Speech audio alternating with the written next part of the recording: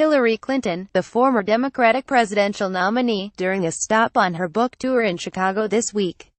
Kamil KrzaczynskiReuters Washington. Hillary Clinton received a Democratic Woman of the Year award, who else would it be, at the Women's National Democratic Club on Thursday, and the first tears were shed about 3 minutes after she took the stage.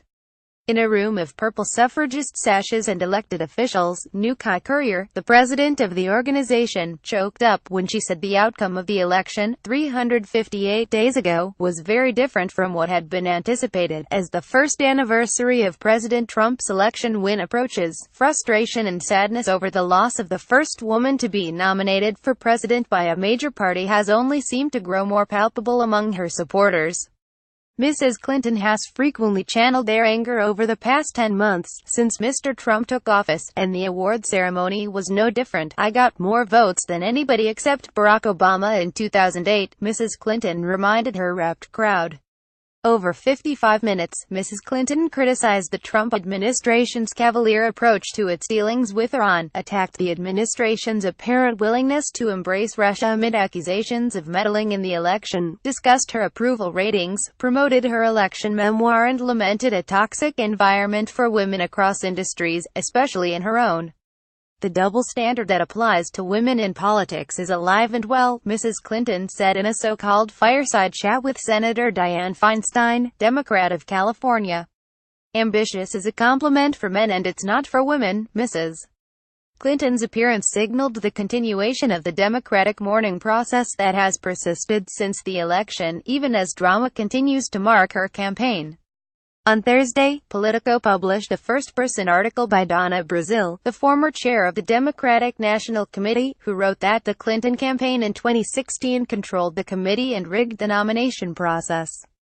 Senator Elizabeth Warren, Democrat of Massachusetts, made the same accusation on CNN on Thursday. Ms. Brazile also wrote that the Clinton campaign had used a joint fundraising agreement that would grant it control over strategy in exchange for raising funds.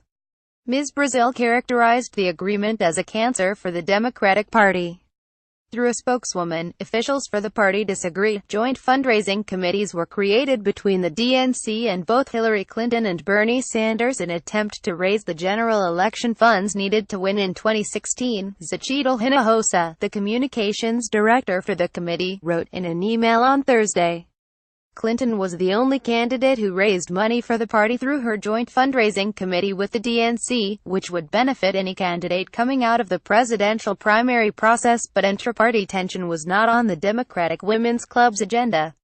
In the midst of stacks of copies of Mrs. Clinton's memoir, What Happened, and a man outside the building selling T-shirts emblazoned with her photo and the caption, The People's Choice, Mrs. Clinton was more focused on the external forces she believed brought about her downfall. In terms of affecting the momentum of the race, she said, a letter sent by James B. Comey, the director of the FBI in 2016, was the proximate cause.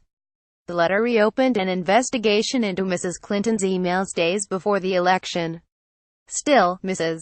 Clinton also displays an edgy sense of humor.